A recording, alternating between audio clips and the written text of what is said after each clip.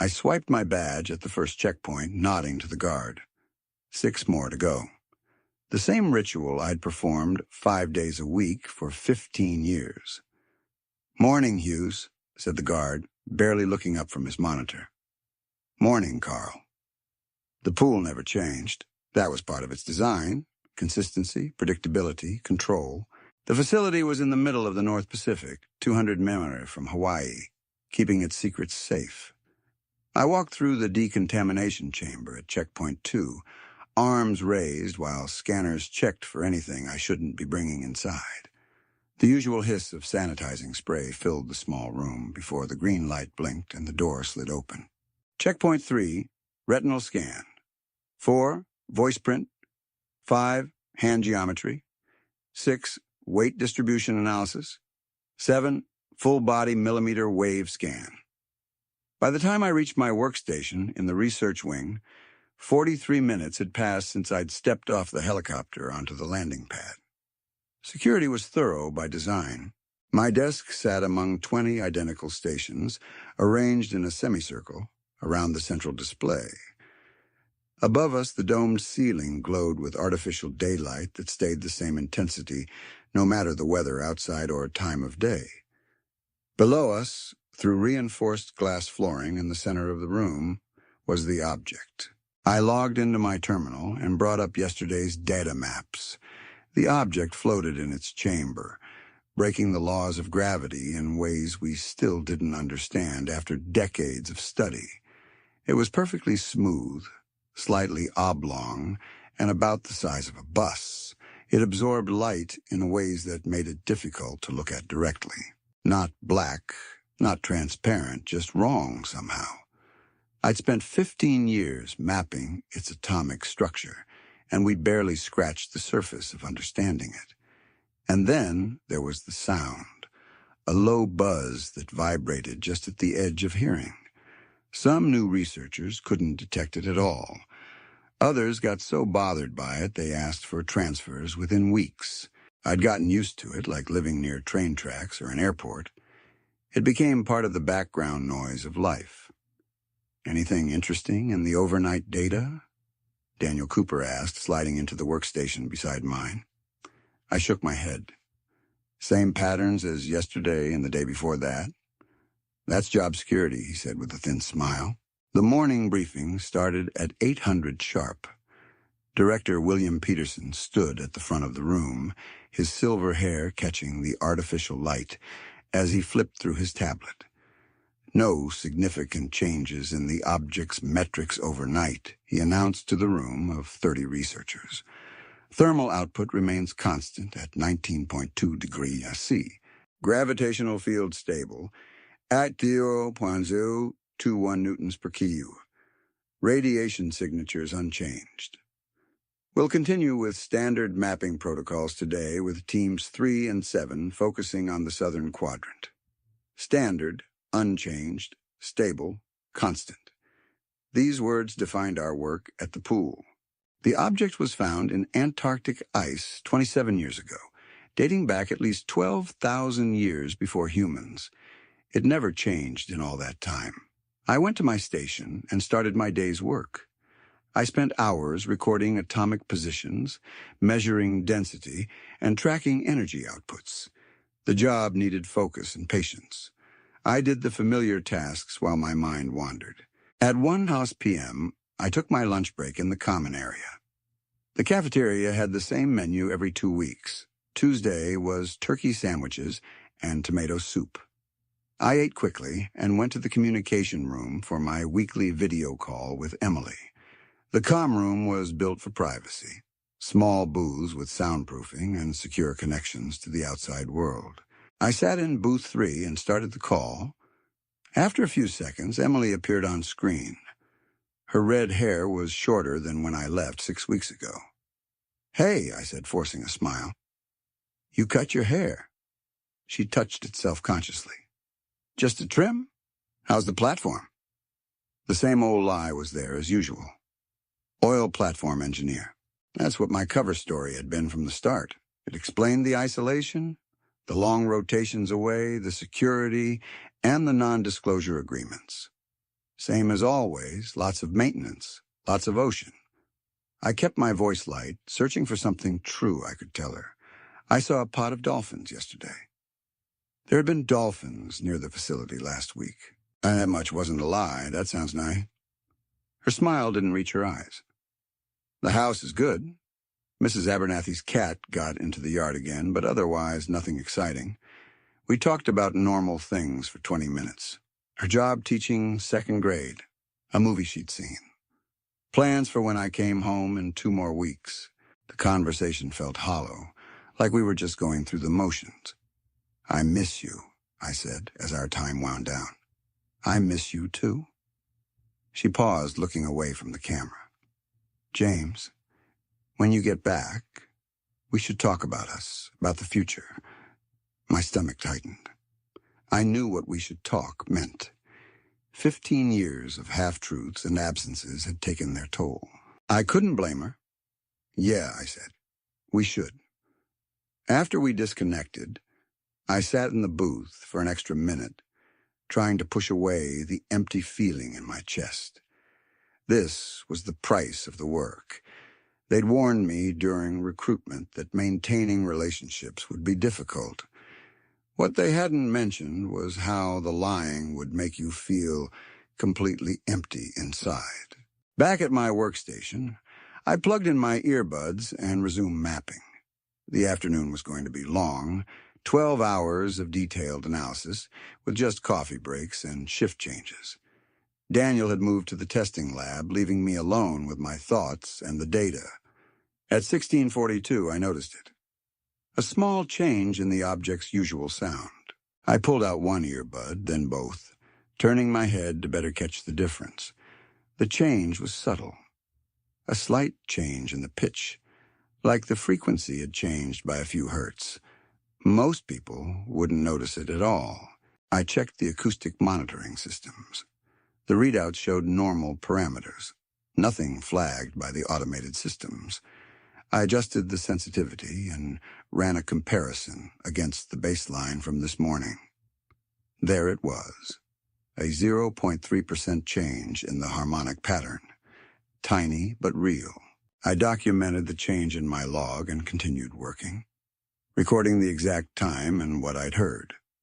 Probably nothing significant. The object occasionally showed minor changes that went back to normal within hours. Still, I found myself listening more carefully as I worked, feeling tense for no clear reason. The small hairs on my arms stood up as I bent over my equipment. Something felt different. After 15 years of sameness of routine, this tiny change made me feel nervous. I had no idea that this small change in the usual pattern would be just the beginning. Things were about to change in ways I couldn't imagine, completely changing what I thought I knew about reality. I continued watching the object's sound change well past when my shift was supposed to end. Even after logging the unusual reading, I wanted to stay and listen more carefully to that small change in the noise. After years of the same sound, even this tiny shift felt huge. By the time I finally left my workstation, the night crew had already taken their positions around the research floor. The building never slept. Scientists worked in rotating shifts, making sure the object was watched every second of every day. The walk back to my room took 9 minutes exactly. I timed it years ago and found comfort in knowing it wouldn't change. Tonight, though, I found myself stopping at hallway intersections, listening for that change sound. It was faint, but still there as I walked through the clean hallways. Sleep came slowly. My thoughts kept going back to that 0.3% change, wondering if it would be gone by morning or if it meant something more. Eventually, I fell asleep to the sound of the air system and the distant change noise. Morning arrived with the same exact timing as always. The lights in my room gradually got brighter to copy sunrise, though no natural light ever reached this deep into the building. I showered, dressed in my standard Navy jumpsuit, and headed to the cafeteria for breakfast. The routine felt normal. Oatmeal with dried fruit on Wednesdays, coffee in the same white mug I always used. I ate quickly, nodding to colleagues but avoiding conversation. The small talk at the pool was as controlled as everything else. Weather reports from the outside world, progress on research projects, countdown to rotation end. Nothing personal, nothing emotional. At 0743, I began the familiar journey to my workstation, badge ready for the sequence of checkpoints. The security guard seemed more alert than usual. Or maybe I was just paying more attention. When I reached my desk, I stopped cold. There, sitting right in the middle of my otherwise clean workstation, was a yellow Post-it note. The bright color stood out against the gray and white environment of the pool. I looked around. Other researchers were logging in, checking equipment, preparing for the day. No one was watching me or the note. I picked it up and read the message written in blue ink. "You have to leave now." The handwriting was clearly mine. The same slightly cramped letters. The same way I crossed my TEs with a long horizontal line. But I hadn't written it. I never used Post-its at my workstation. They weren't part of our approved supplies. I felt my pulse quicken as I turned the note over, looking for any other message. Nothing. Just those 6 words in my handwriting. The meaning hit me all at once. Someone had gotten into my secure workstation. Someone who could perfectly copy my handwriting. Or I turned to my computer and pulled up the security footage from the previous night. The system needed my fingerprint to access recordings of my own workspace. A safety measure to prevent researchers from messing with each other's data. The timestamp showed 22:208, covering the hours after I'd left. I fast-forwarded through empty footage, watching the cleaning staff come and go at their scheduled times. Then, at 02:17, movement caught my eye. I rewound and played at normal speed, feeling shocked at what I saw. A man who looked exactly like me walked into frame. Not similar, identical. Same face, same navy jumpsuit, same facility ID badge hanging from the same pocket. My double sat at my workstation, pulled a yellow Post-it pad from his pocket, and wrote something quickly. The angle made it impossible to see what he wrote, but he peeled off the note and placed it in the center of my desk. Then my double looked directly at the camera. His face, my face, serious and determined. His lips moved, saying something the camera couldn't capture. The footage continued as Daniel entered the frame. He and my double spoke for nearly 2 minutes. Daniel looked alarmed, his hands moving as if arguing. My double handed him something small. It looked like a data chip before stepping back. What happened next made me hit pause, rewind, and play again 3 times. My double simply disappeared. One moment he was there. The next, a brief flash of light bleached out the camera for a split second, and he was gone. Daniel stood alone, staring at the empty space where my copy had been.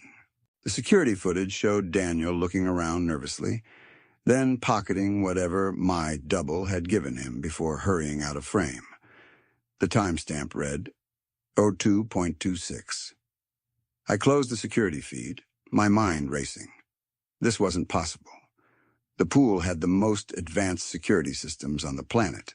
No one could enter without passing through 7 checkpoints, and no one could simply disappear into thin air. I needed to find Daniel. I headed straight for the cafeteria where he usually took his morning coffee.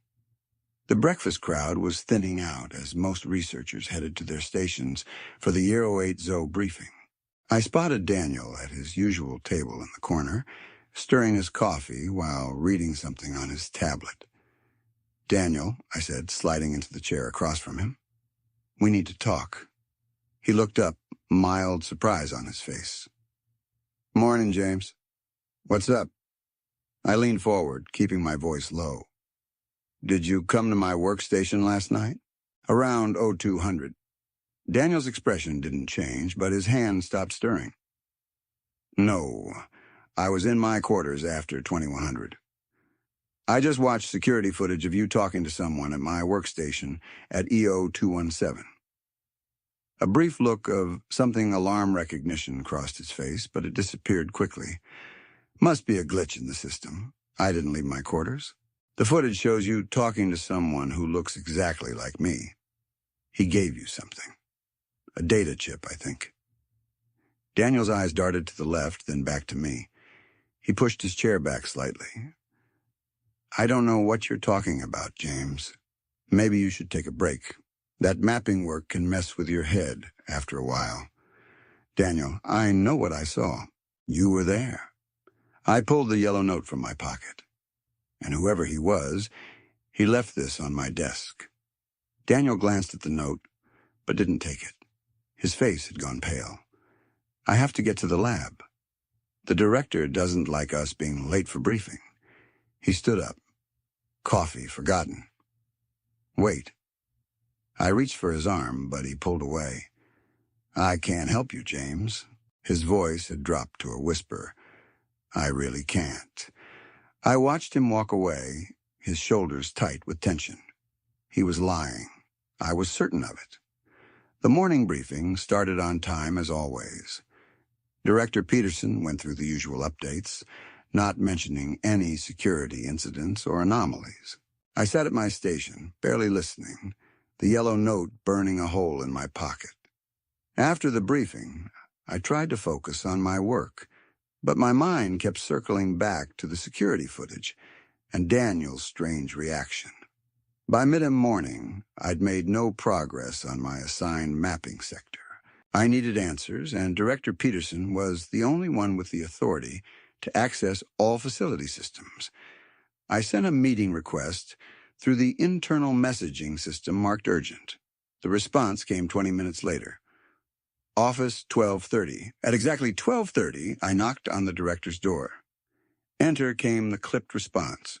William Peterson's office was as plain and cold as the man himself. No personal items were on the metal desk or gray walls. The only decoration was a large facility map hung behind his chair. You? He nodded toward the chair across from him. What's so urgent? I sat down, choosing my words carefully. Sir, I believe we may have a security breach. His eyebrows raised slightly. Explain. This morning, I found this on my workstation. I placed the yellow note on his desk. I didn't write it, but it's my handwriting. Peterson glanced at the note without touching it, and I checked the security footage. It shows someone who looks exactly like me entering the facility last night, writing this note, and then disappearing, literally vanishing after speaking with Daniel Cooper. Peterson's face remained impassive, but his fingers began tapping a slow rhythm on his desk. Have you spoken with Cooper about this? Yes, sir. He denied being there, but the footage clearly shows him. Peterson leaned back in his chair. Hugh, how long have you been at the pool? 15 years, sir. And in that time, have you ever experienced any unusual thoughts, hallucinations, paranoia? The question caught me off guard. No, sir, never. The mind is a complex thing, Hughes. Extended isolation, repetitive work, limited social interaction. They can take a toll even on the most stable individuals. I felt a chill creep up my spine. Sir, I'm not imagining this. I have the security footage, which I'll review personally, he interrupted. But I think we should also have Dr. Lansing evaluate you just as a precaution, a psychiatric evaluation. Sir, with all due respect, I'm not.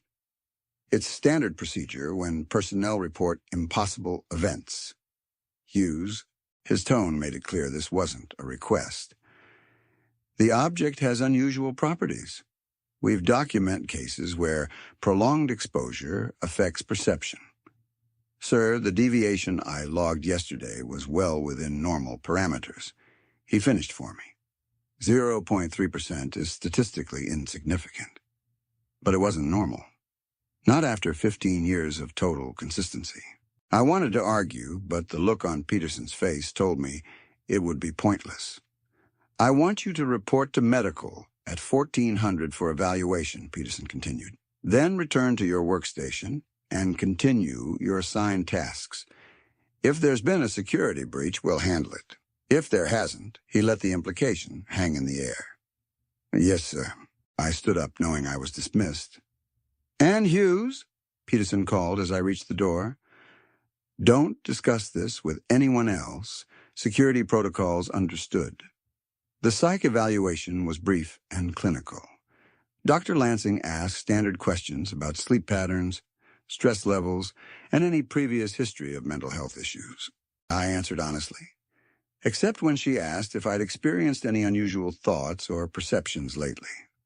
I said no, knowing that telling her about my double would only strengthen Peterson's case for my instability. She prescribed a mild sleeping aid and suggested I might be experiencing stress-related paranoia, common in long-term deployments, she said with a practiced smile. "Nothing to worry about."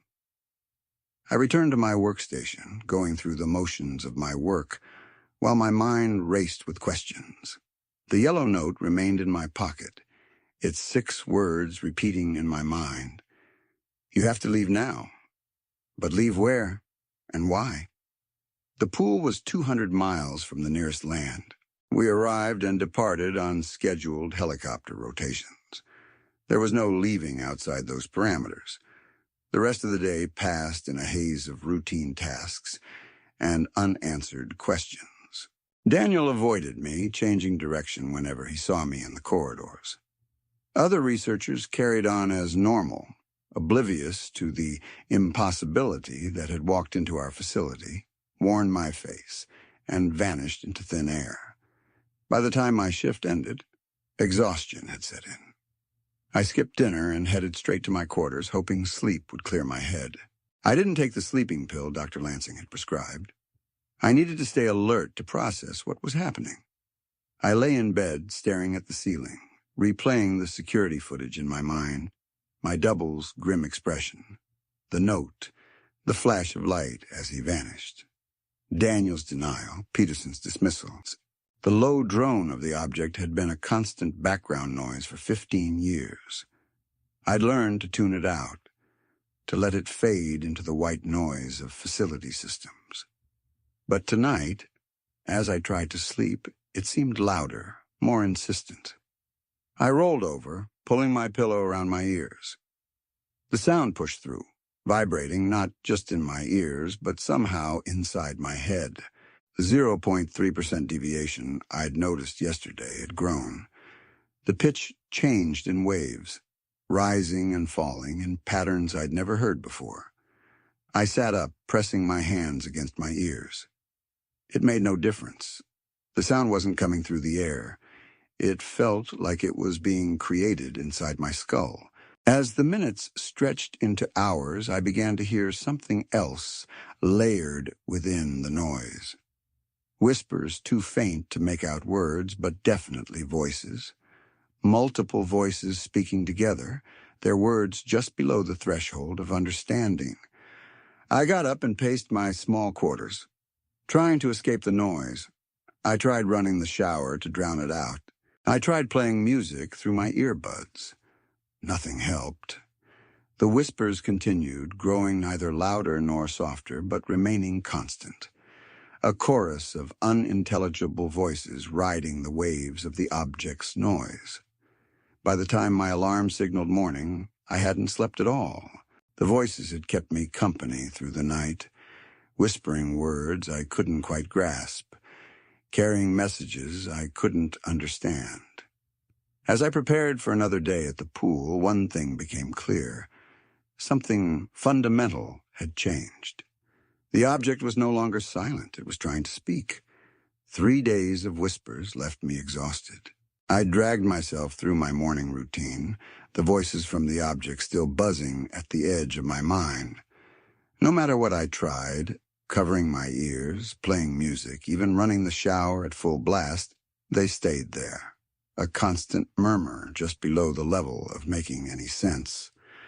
The facility's usual routines gave no comfort as I walked to the research floor. I could barely move, my body running on fumes after 72 hours with barely any sleep. The yellow notes stayed folded in my pocket. Those 6 words always on my mind. You have to leave now. But where would I go and how? The morning briefing passed in a blur. Director Peterson talked about maintenance schedules and research quotas, while I struggled to keep my eyes open. Only when he mentioned the object did I really pay attention. We've detected minor fluctuations in the harmonic resonance, he said, his tone deliberately casual. Well, within normal parameters. Team 4 will adjust the monitoring equipment today to compensate. Minor fluctuations. The same thing he'd said about the 0.3% deviation I'd reported.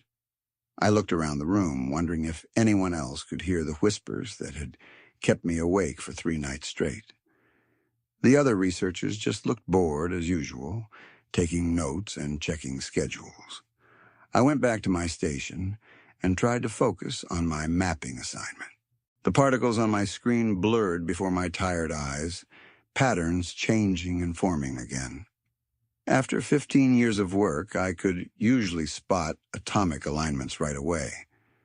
But today, everything looked wrong. You okay, James?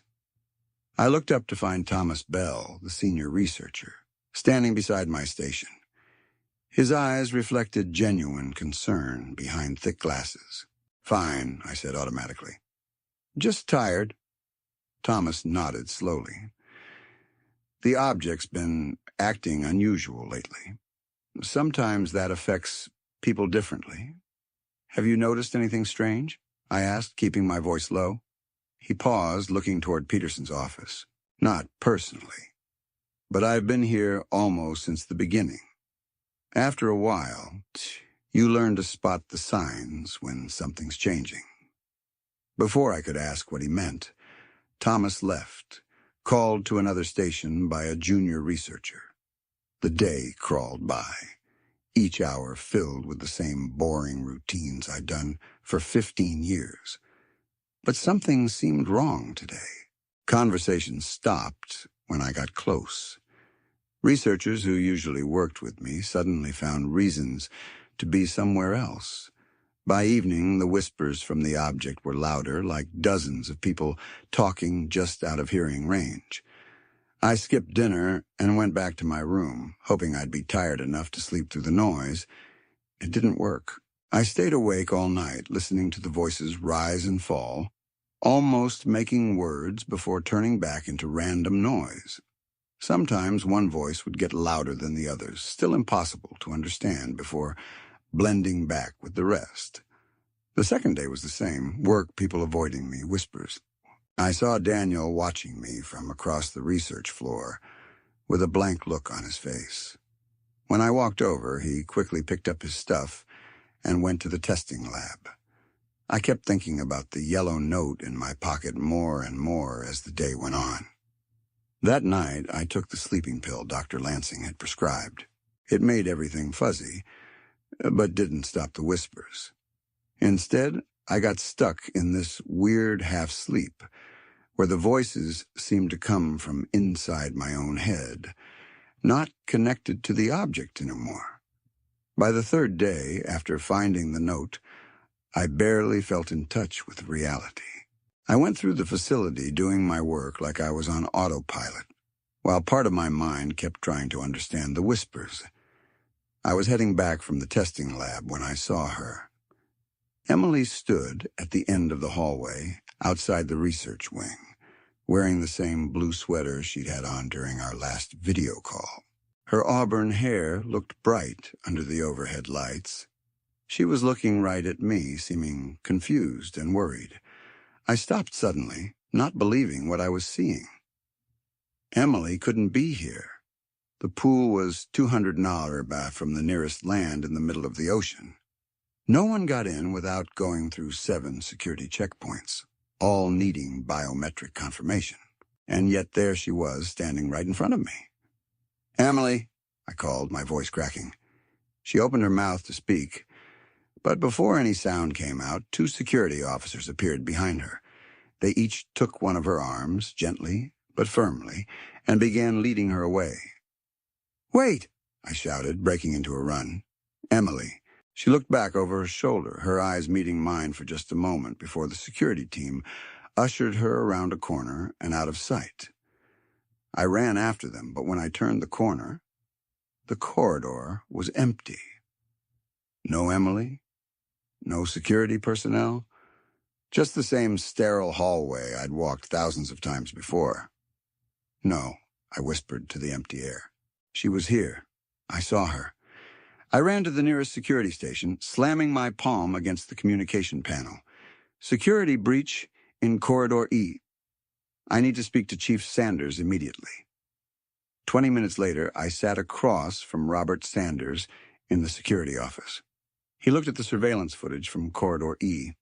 "There," I said, pointing at the screen as the footage showed me walking down the corridor. "Right there, I see her." On the screen, I stopped suddenly and called out to the empty hallway. There was no Emily, no security officers, just me apparently hallucinating in the middle of a secure facility.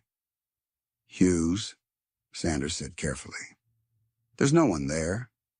That's impossible." I saw her, Emily, my partner. She was wearing a blue sweater. Security was taking her away. Sanders rewound the footage and played it again. The result was the same. Me talking to empty space.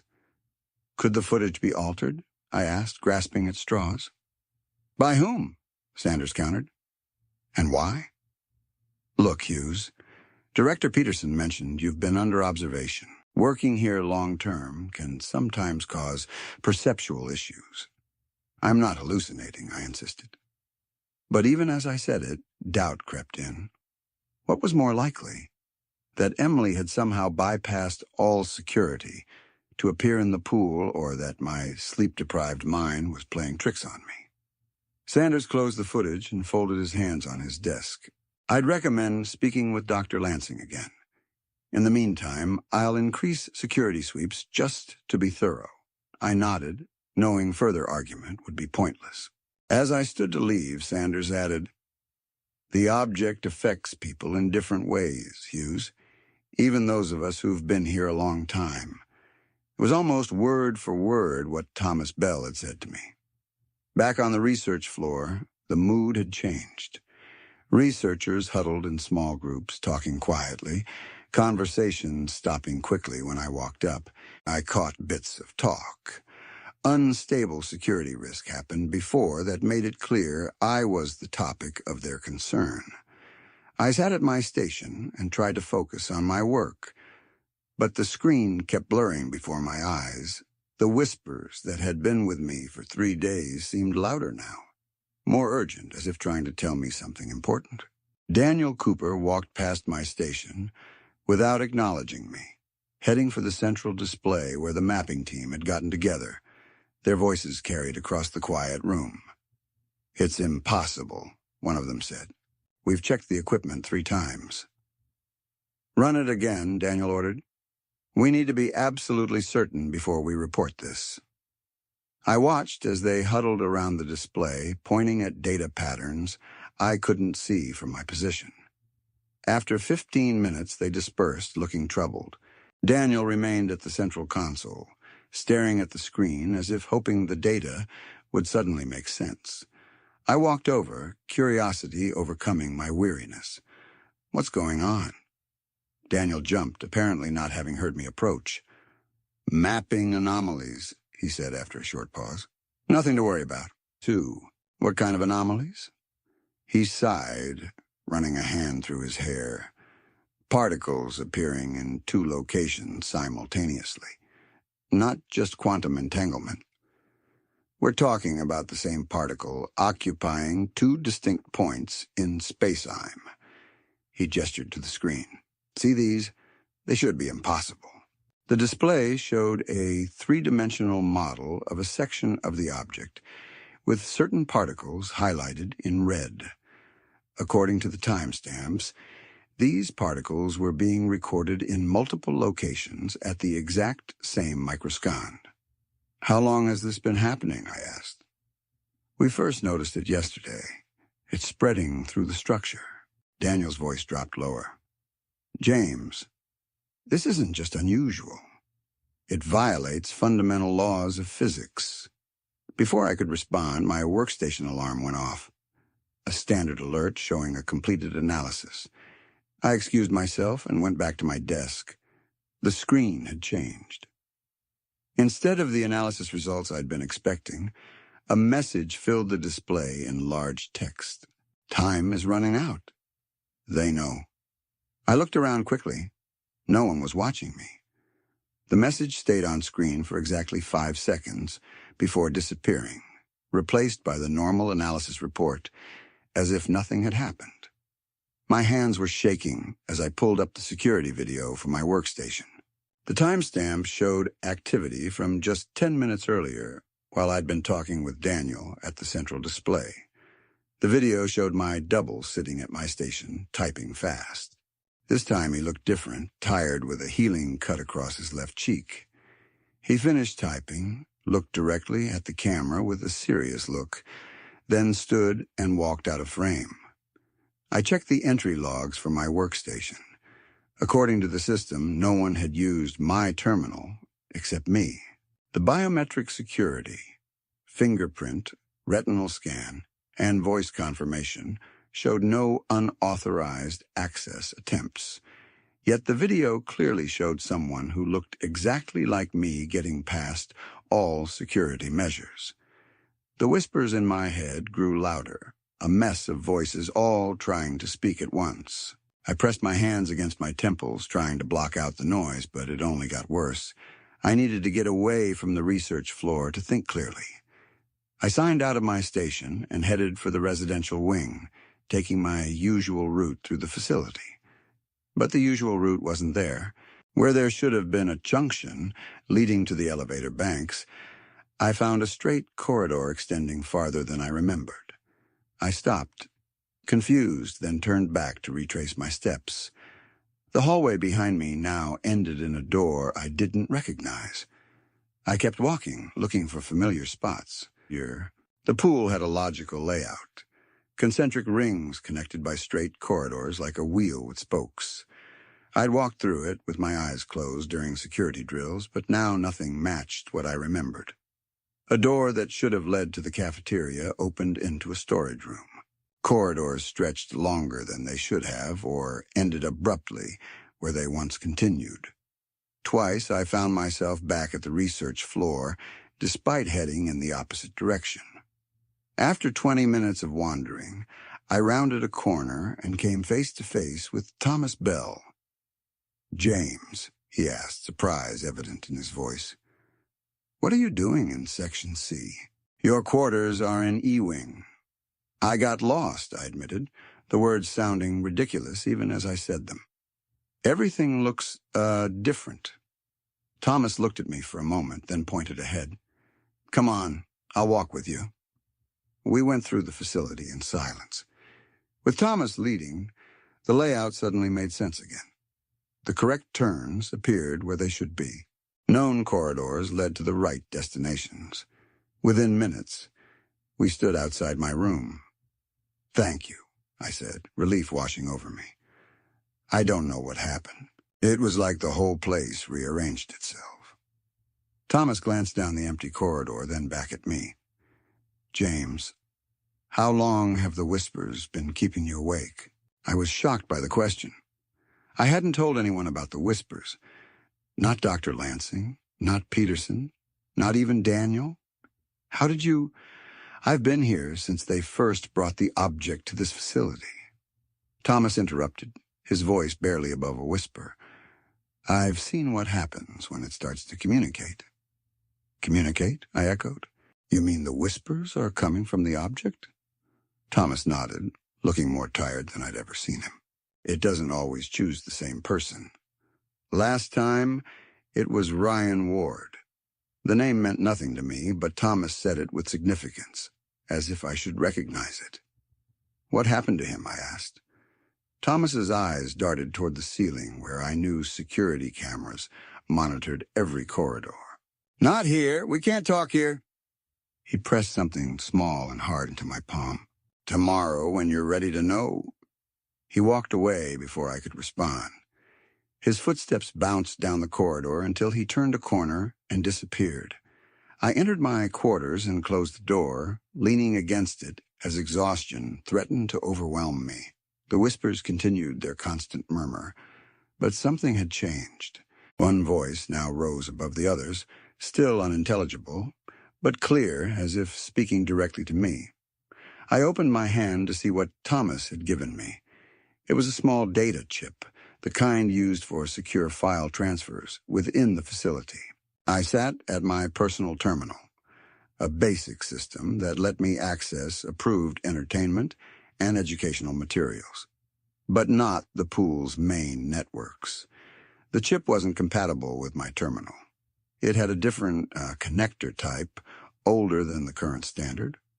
I would need access to an older system to read whatever information it contained. I lay down on my bed, the chip held in my hand, the voices from the object getting louder than softer. I remembered Emily's face as security took her away. Had she been real, a hallucination, or something else entirely? As I was falling asleep, one whisper broke away from the others, suddenly clear. A woman's voice, strangely familiar. "James," it said, "find me." I spent the week after finding Thomas Bell's data chip, feeling really nervous all the time. The whispers never stopped. Sometimes they'd quiet down to a distant murmur. Other times they got so loud they drowned out my thoughts. Emily's voice sometimes came through clearer than the others with that same phrase, "Find me," but never said anything more. I hadn't seen her again since that weird meeting in the hallway. The chip Thomas had given me was useless without an older terminal. I'd carefully looked through the facility for compatible hardware, but most systems had been upgraded years ago. I kept the chip hidden in my quarters, taped beneath my desk drawer, where regular searches wouldn't find it. Sleep came in small chunks between the voices. My work quality dropped noticeably. Mapping errors increased. I couldn't focus, and I got dark circles under my eyes. Other researchers now kept their distance. Conversations stopping when I walked into rooms. Even Daniel avoided me, though I sometimes caught him watching me from across the lab with a look I couldn't figure out. The summons came during lunch on the 7th day. After finding the note, a security officer came to my isolated table in the cafeteria looking serious. "James Hughes, your presence is requested in conference room A." Immediately, I followed him through the hallways, which had thankfully stayed stable since my weird experience a week ago. The officer said nothing as we walked, keeping careful distance between us, as if I might be dangerous. Conference room A was the largest meeting space in the facility, usually reserved for quarterly reviews and visiting officials. The security officer stepped aside at the door, letting me enter alone. 3 men waited inside. William Peterson sat at the head of the long table. Robert Sanders stood by the window, arms crossed over his chest. Thomas Bell sat halfway down the table, his fingers nervously adjusting his glasses. Hughes. Peterson pointed to a chair across from Thomas. "Sit." I took the offered seat, noticing the folder in front of Peterson and the tablet Sanders held. The shiny surface of the conference table showed my tired face, the strain of the past week clear in my appearance. "Do you know why you're here?" Peterson asked, his tone carefully neutral. "I assume it's about my work performance," I said, "among other things." Peterson opened the folder. "In the past 7 days, you've reported seeing impossible things, accused a colleague of lying about security footage, claimed your partner somehow got past all our security systems to appear inside the facility, and gotten lost in hallways you've walked through perfectly for 15 years. Each point landed like a stone. When he listed it that way, I sounded completely unstable. Dr. Lansing reports you haven't been taking the prescribed medication, Sanders added from his position by the window. And security logs show you've been accessing restricted areas during off hours. I looked at Thomas, whose face gave nothing away. Would you like to explain yourself? Peterson asked. I took a deep breath. Something's happening with the object. It started with that sound change I reported, but it's grown into something more. I hear whispers, voices all the time now. Auditory hallucinations, Sanders said flatly. They're not hallucinations, I insisted. And I'm not the only one who's noticed changes. The mapping team found particles existing in 2 places at once. That's physically impossible. Peterson and Sanders exchanged looks. And then there's my double, I continued, knowing how crazy it sounded, but unable to stop. He's appeared multiple times on security footage, but somehow gets past all biometric checks. He left me warnings. The facility itself has changed. Hallways rearranging, rooms appearing where they shouldn't be. James Peterson's voice softened, which was somehow worse than his usual clipped tone. We've seen this before. Long-term exposure to the object affects different people in different ways. We have procedures for this. He pushed a small white pill bottle across the table. Dr. Lansing has adjusted your medication. This should help with the hallucinations and paranoia. I'm not hallucinating, I said firmly. Check the security footage from my workstation. Check the mapping data. We have, Sanders said. There are no unauthorized access events at your station. The mapping anomalies were equipment calibration errors since fixed. They were lying. I'd seen the footage myself, watched my double typing at my station. I'd heard the mapping team discussing the impossibility of their findings. You need help, Hughes, Peterson continued. We value your 15 years of service, but if you can't maintain your mental stability, we'll have to consider reassignment. Reassignment? I'd never heard of anyone being reassigned from the pool.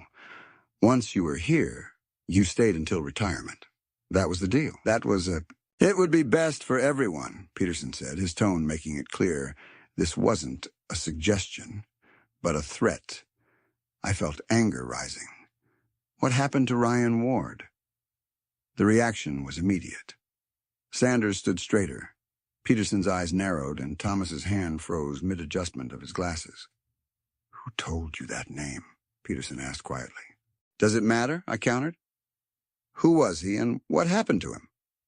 Peterson closed the folder slowly. Ryan Ward was transferred to another facility 5 years ago.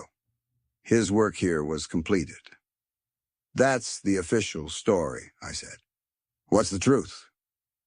The room went silent. Sanders moved from the window to stand behind Peterson. A subtle show of united authority. Hughes, Peterson's voice hardened. You're stepping into dangerous territory. Classifications exist for reasons beyond your clearance level. William Thomas Bell spoke for the first time, his voice surprisingly steady. I think we need to tell him. Peterson turned to Thomas, his expression darkening. That's not your decision to make.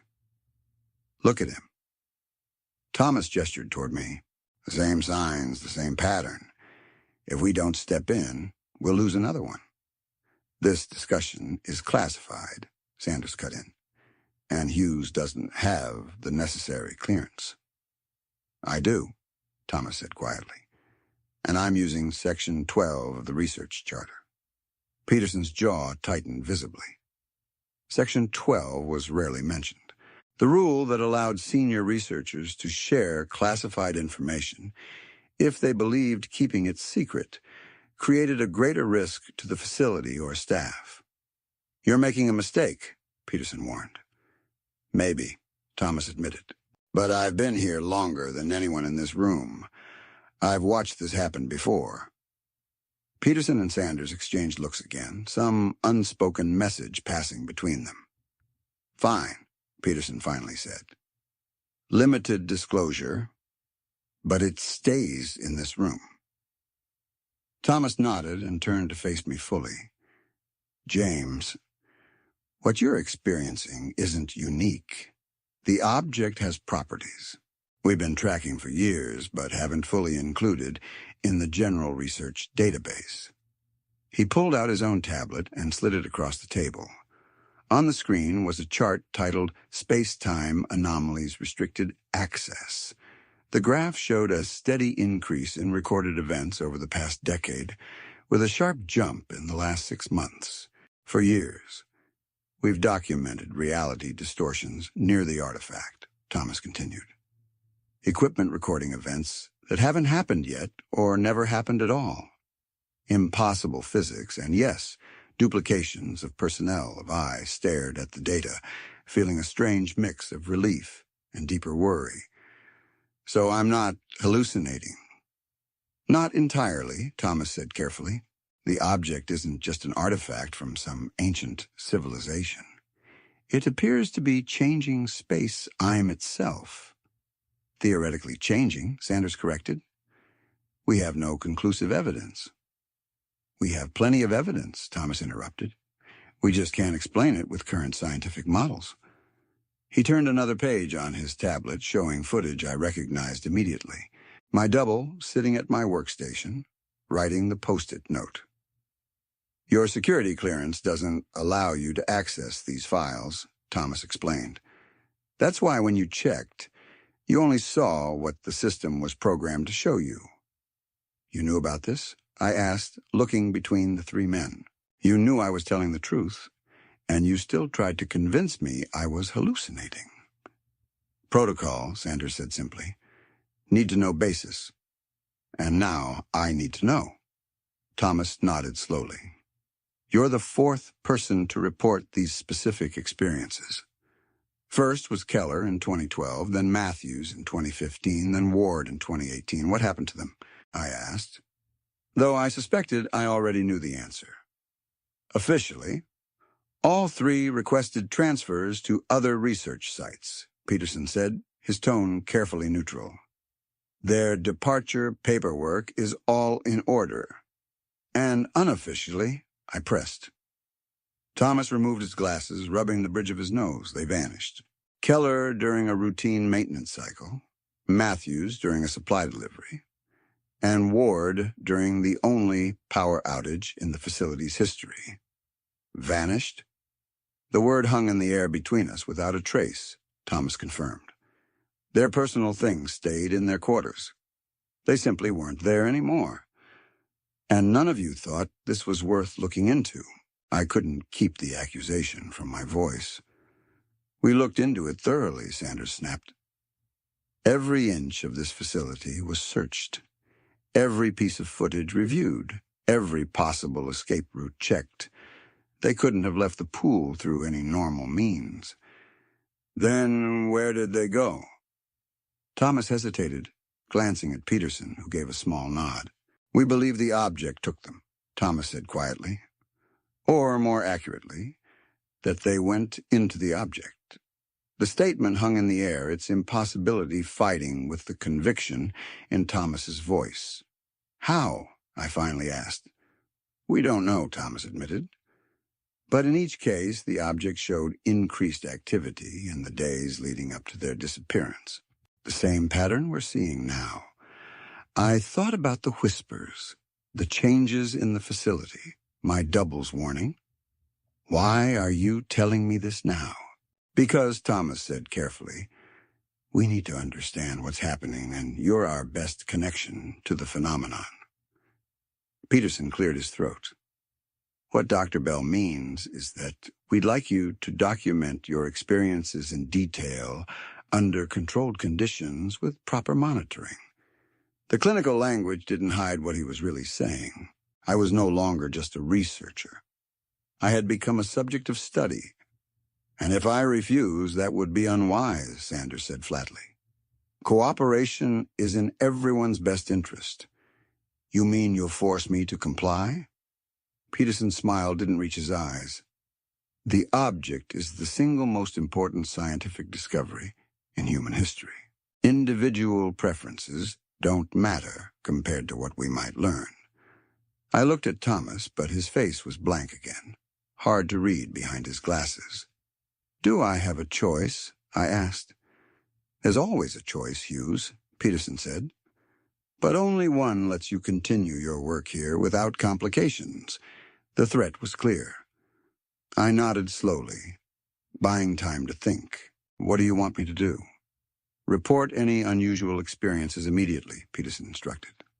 "Submit to daily medical evaluations, wear monitoring equipment at all times, and take the medication Dr. Lansing has prescribed. It won't block the experiences, just help you maintain perspective." In other words, they wanted to keep me functional enough to observe, but drugged enough to control. I thought about the data chip hidden in my quarters, about Ryan Ward and the others who had vanished, about my double's warning. "You have to leave now." "All right," I said, pretending to give in. "I'll cooperate." "Good."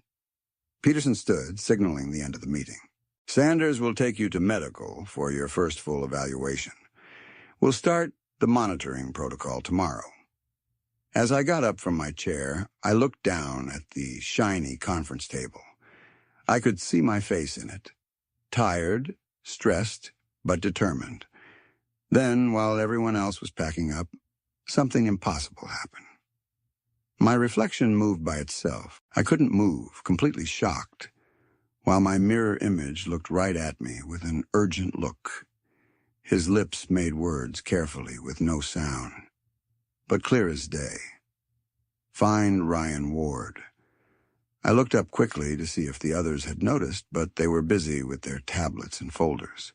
When I looked back at the table, my reflection had returned to normal, copying my movements exactly. "Hughes," Sanders called from the door. "Medical is waiting." I nodded and followed, my mind going wild. Ryan Ward hadn't transferred. He hadn't escaped. And according to Thomas, he hadn't been taken by the object either, at least not the way they thought.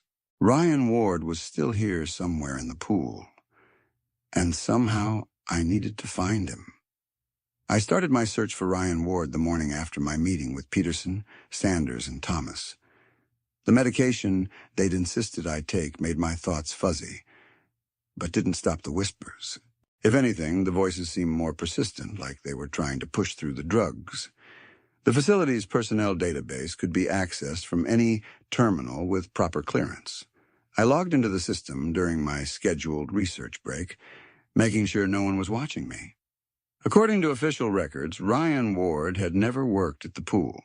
I ran the search 3 times, trying different spellings and ID parameters. Nothing. According to the system, he simply didn't exist. This wasn't really surprising.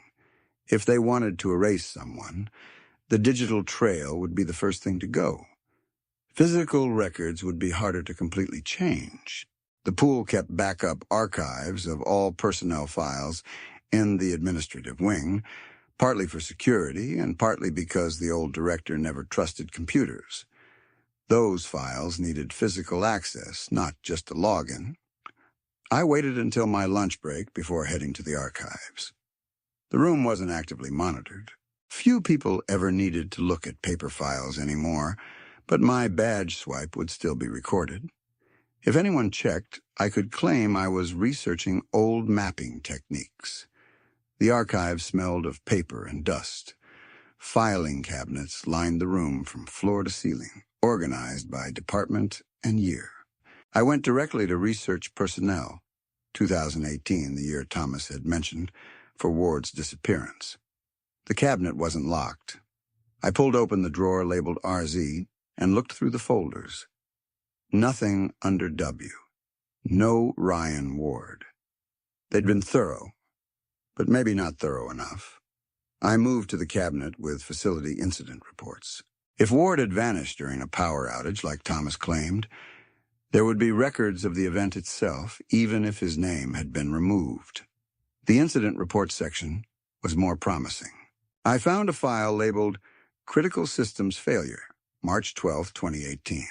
Inside was a detailed report of a complete power outage that had affected the entire facility for 6 hours and 23 minutes. According to the report, backup generators hadn't turned on properly. Security systems, including cameras and checkpoints, had gone offline. The object's containment field had stayed working on its own power source, but monitoring equipment had shut down. The timing seemed too convenient. A 6-hour window where no one could track movement through the facility. Perfect conditions for someone to vanish or escape. I took pictures of the report with my personal tablet and kept looking. In the maintenance logs, I found work orders from the week after the outage. Teams had replaced damaged equipment and fixed security systems throughout the facility.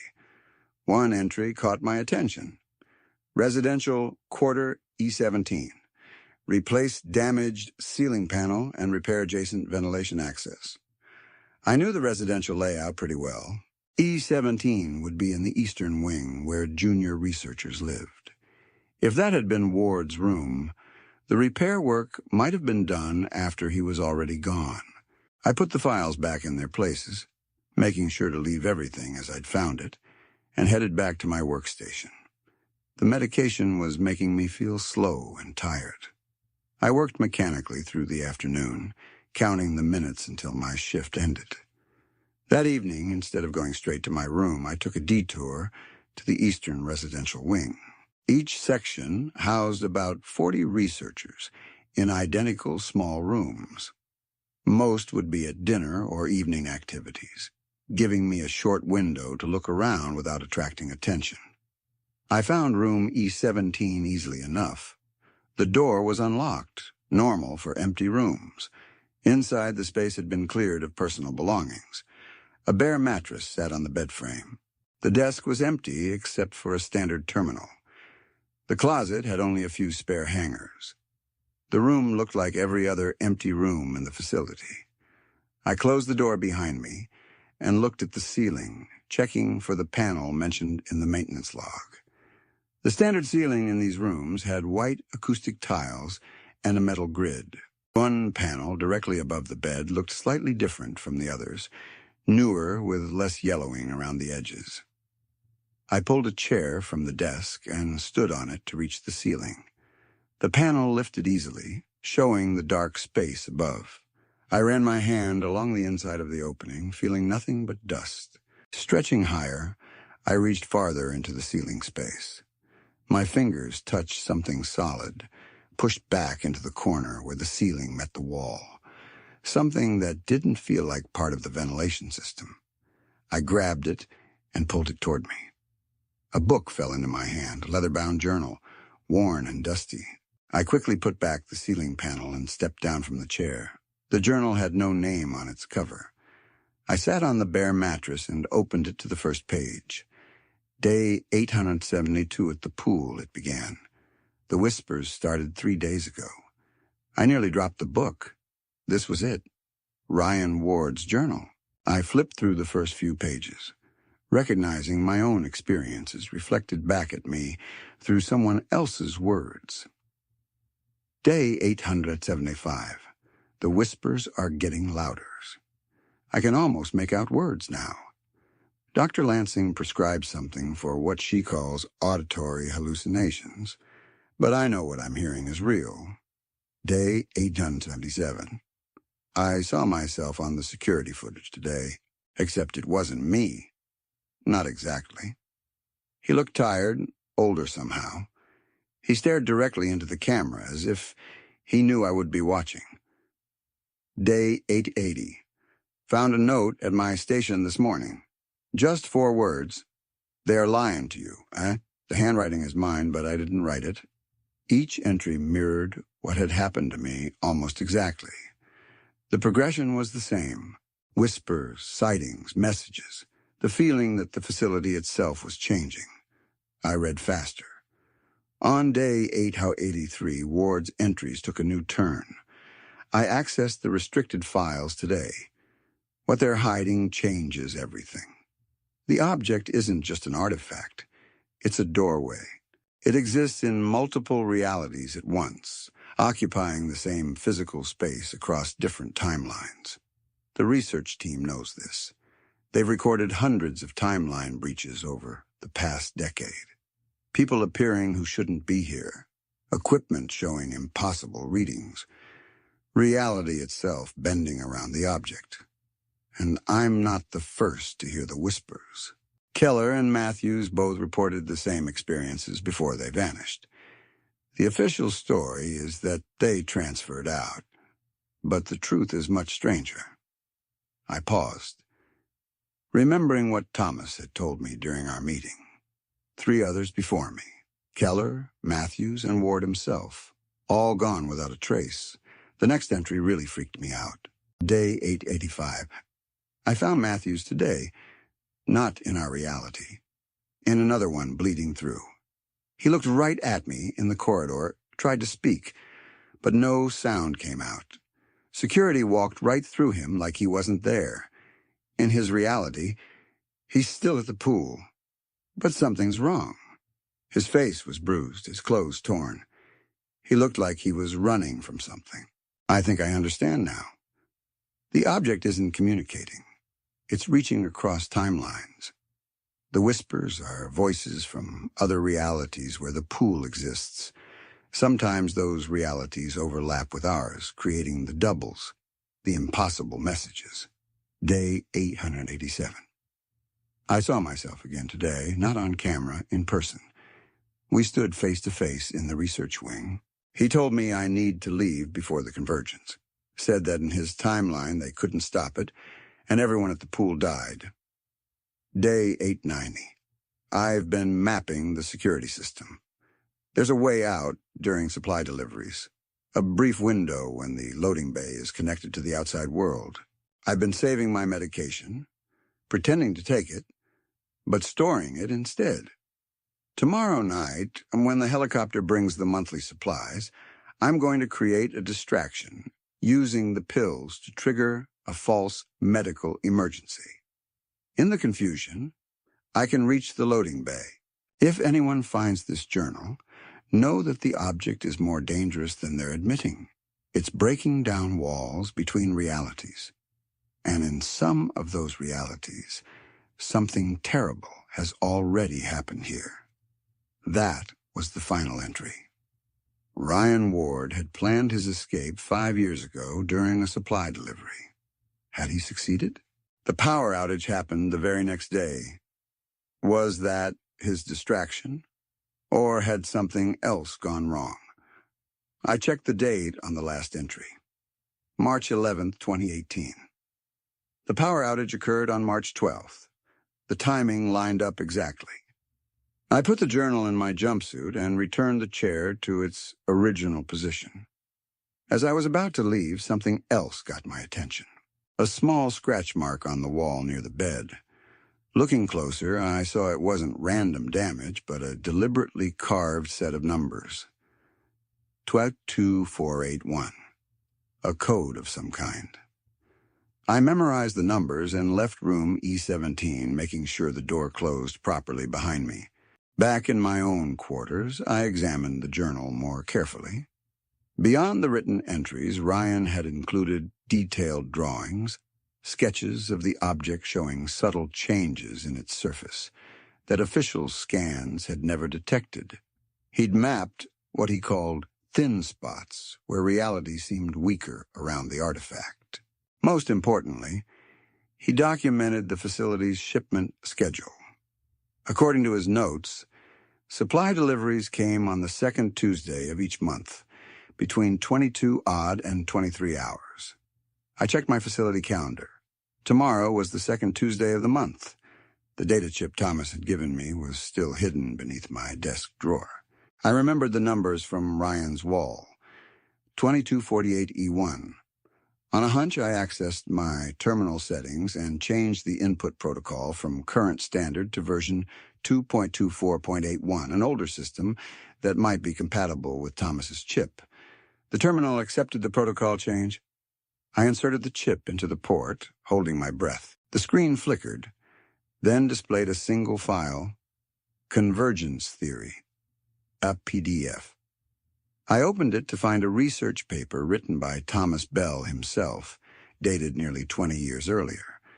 The document had been marked, classified, and removed from all official databases. Thomas's paper proposed that the object wasn't unique to our reality.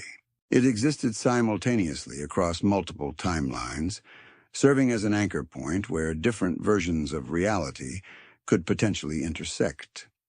He theorized that with enough energy, these convergence points could create permanent connections between timelines. The most disturbing section came near the end. If the theories outlined above prove correct, the object represents both unprecedented scientific opportunity and existential risk. A controlled convergence could allow information exchange between realities, advancing our knowledge by centuries. An uncontrolled convergence, however, would likely cause catastrophic reality degradation as multiple timelines attempt to occupy the same space-time coordinates. Such an event could theoretically destroy all connected realities. Thomas had written this 20 years ago, and the research had been buried. Yet here we were with reality, already showing signs of breaking down, exactly as he'd predicted. I stayed up late into the night reading Ryan's journal and Thomas's paper over and over, trying to find anything that might help me understand what was happening. The whispers kept going in my head, sometimes getting almost clear before fading away again. Around 2 a.m., I was too tired to fight sleep anymore. I hid the journal and chip in their spots and lay down without changing out of my jumpsuit. I fell asleep fast, but didn't rest well. I dreamed I was standing in front of the object as it started to crack. Light came out of the cracks, and through them I could see many different versions of the pool. Some destroyed, some changed, some full of weird machines I didn't know.